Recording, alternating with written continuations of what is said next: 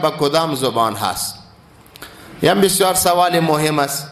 در قبر که یک مرده مانده میشه نکیر و منکر 3 سوال میکنن، یا بعض روایت 4 سوال میآید، در یگان روایت 1 سوال میآید. در روایت بخاری خود سوالات یزی فتاوی حدیثیه علامه ابن حجر حیثمی و امام جلال الدین سیوطی در شرح الصدور به باب میمانا میگه سوالات نکیر و منکر روایات عام به این هست که به عربی می باشه.